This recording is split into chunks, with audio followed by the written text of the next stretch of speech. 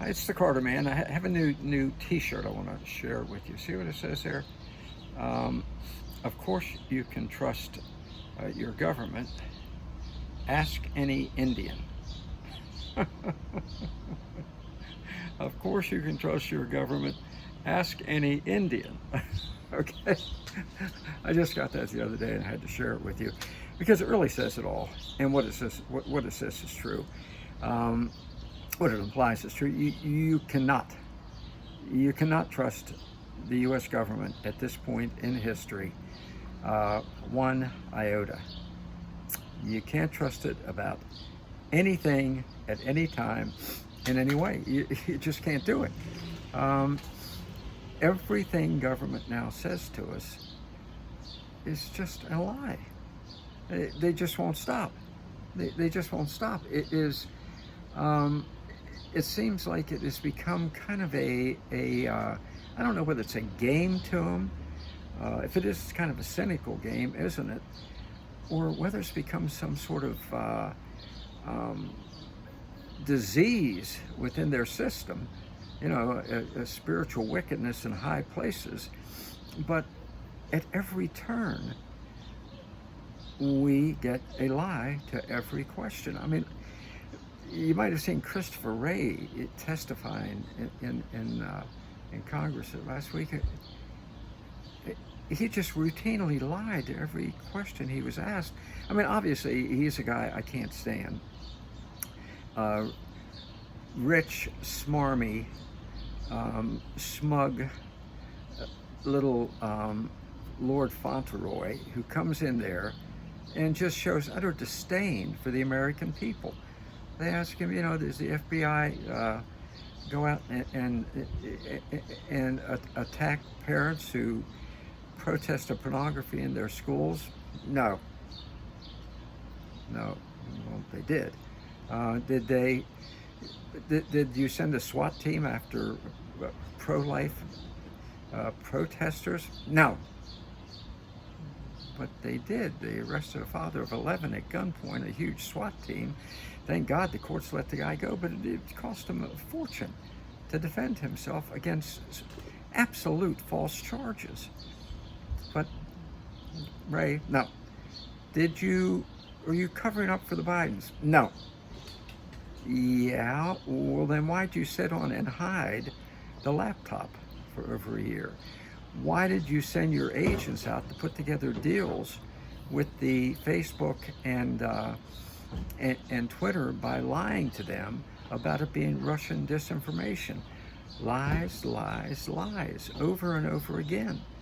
It is the standard operating policy of the FBI. Okay? Folks, that agency cannot be reformed. Christopher Wray told us, he's reformed it. Well, how many people were fired for helping Strzok and his main squeeze, Lisa Page, lie about everything under the sun to prevent Donald Trump from becoming president? How many firings have there been? Yeah, okay. Look, this has got to stop, and the only way it's going to stop is dismantling the FBI, not defunding, dismantling. We do not need a national police force. Our country was never intended to have a national police force. We don't need the KGB or the Gestapo or the East German Stasi, which is what we now have. It's frightening. It is frightening to think that these people are out there. What is it? Almost 40,000 agents, he tells us, and tells us you can't dismantle it because look at all these people to be without a job. Well, tough SHIT, learn to code, okay? Because you sure shouldn't be out there carrying around guns when you have the attitude like Strzok has. Remember his attitude toward the American people? I don't go to Walmart because those people smell. American people smell, and I don't like to be around them. I would not. I wouldn't trust that guy, to carry my sandals, let alone a gun. all right? And at this point, we have to question whether any of those people should have guns, because they're a frightening bunch, especially when the guy who heads them up is an inveterate liar. Okay, but he's not alone, is he? The government now lies, as I said at the outset, about everything. Everything. Look at the war in Ukraine. How long were we told, oh, Russia's getting terribly beat. Fortress Bakhmut. The Russians are getting defeated there, and there are no Ukrainians left in Bakhmut. It was a lie. What they tell us, the Russians don't have any guns, they only have shovels.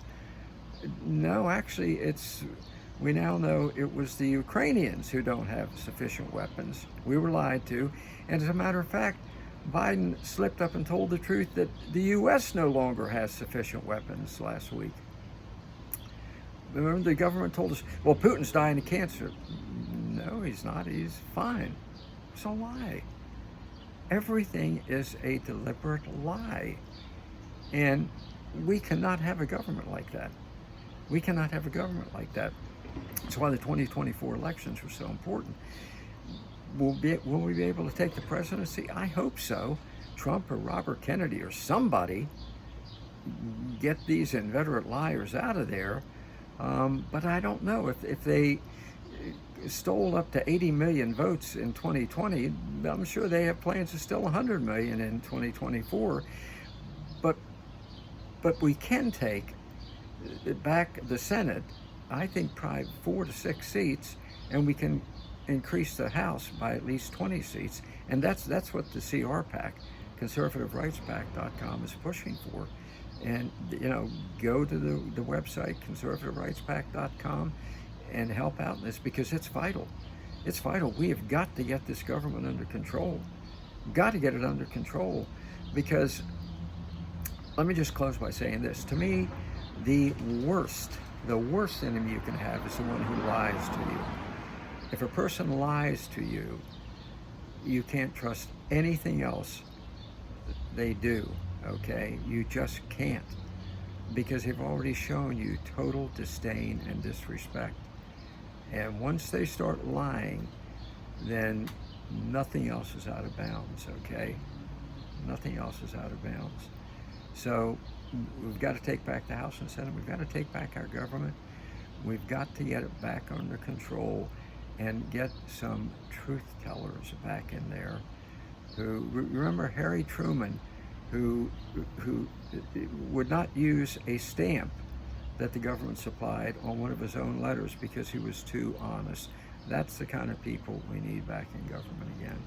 So let's band together and let's, for Pete's sake, let's do this thing.